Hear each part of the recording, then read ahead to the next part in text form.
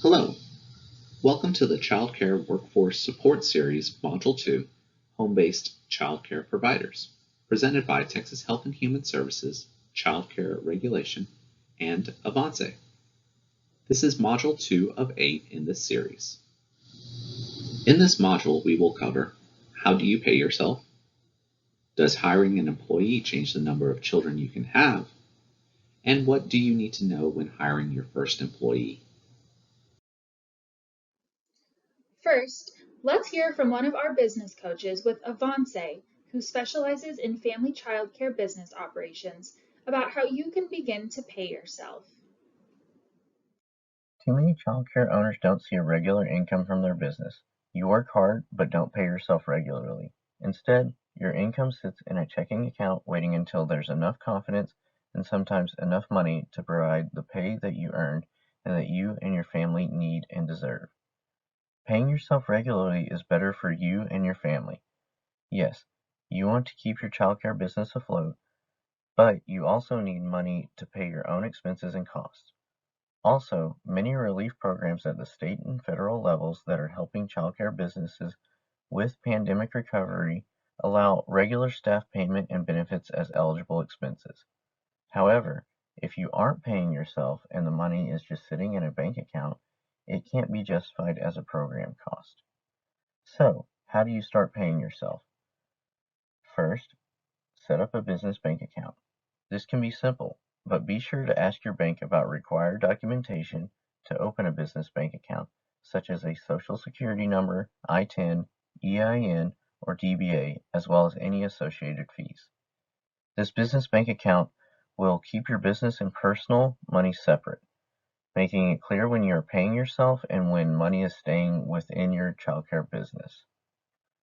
Now that you have your business account, you will decide how you will pay yourself. There are two recommended methods. You can either transfer funds from your business account to your personal account by writing a check, sending an electronic transfer, or making a direct deposit. Or, if your business has a corporate business structure, such as an LLC, you can make yourself a W-2 employee. If not, this may be a good time for you to think about what business structure benefits you the most. Certain business structures, such as an LLC, provide another layer of separation from your personal and business identities for liability purposes. The amount that you pay yourself as the owner of a childcare business will be unique to each provider.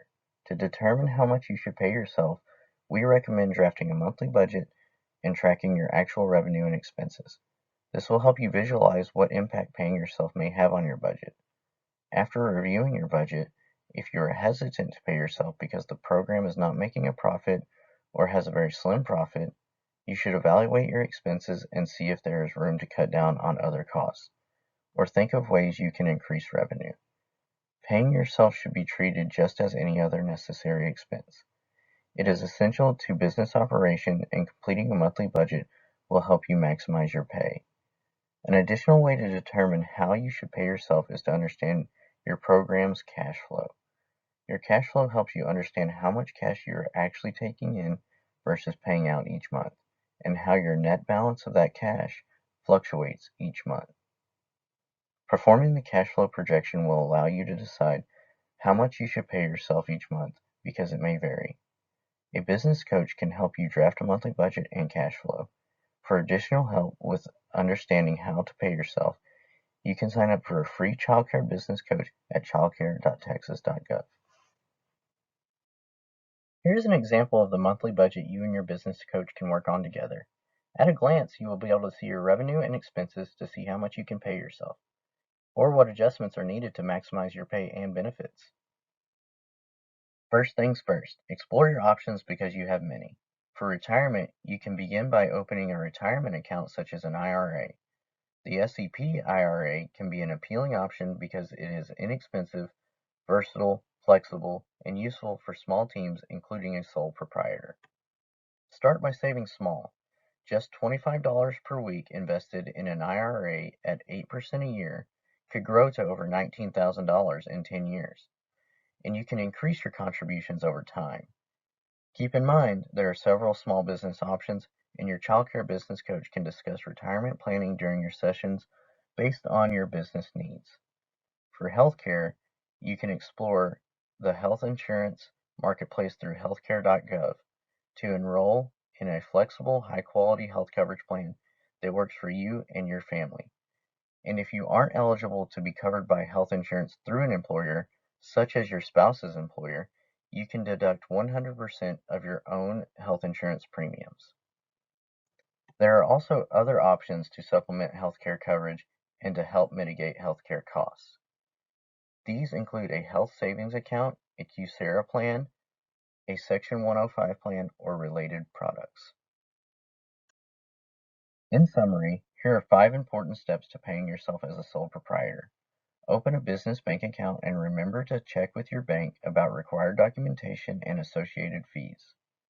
Determine the appropriate amount to pay yourself by completing a monthly budget or a cash flow statement. Consider tax obligations such as business income or payroll taxes. Keep track of your budget to ensure you are able to pay yourself and you are maximizing your pay. Proper record keeping is a must. As a general rule, all child care providers should save all paperwork related to their business, including tax forms, bank statements, and purchase receipts. Now, let's hear from Health and Human Services about hiring your first employee. They will cover whether hiring changes the number of children you can care for and what else you need to know about hiring your first assistant or employee. Does hiring change the number of children you can have? In short, yes. Hiring staff and teachers may allow for you to serve more children in your program and stay in compliance with minimum standards. It is important to know when the number of children you care for requires an additional caregiver to be present and to make the distinction between capacity and ratio. Capacity is the maximum number of children that a permit holder may care for at one time. Ratio, or child caregiver ratio, is the maximum number of children one caregiver can be responsible for. Both of these will be dependent on your operation type and other factors like space and ages served. As best practice for your home, it is best to have a qualified substitute in the event of an unplanned absence. In regards to knowing when to hire your first employee, we need to look at ratios. Depending on how many children you currently have and are looking to enroll, you will need to refer to the ratio charts to ensure you are operating in compliance with minimum standards for your operation type. For ratios and group sizes in registered homes, they can be found by looking at the table starting with standard 747, 1701 through 747, 1703. The tables are age dependent and time of day dependent. It is of note that if your child care home is registered, you may not increase the number of children in care if 2 or more caregivers are caring for the children. However, adding an additional caregiver does have many added benefits to your program. For ratios and group sizes in licensed homes, they are outlined in 747-1801 for one caregiver and 747-1803 for 2 or more caregivers. These tables will be important reference points as you look to hire your first employee. As mentioned before, it is best practice to have a qualified substitute in the event of an unplanned absence. This wraps up Module 2, Staffing Considerations for Home-Based Providers.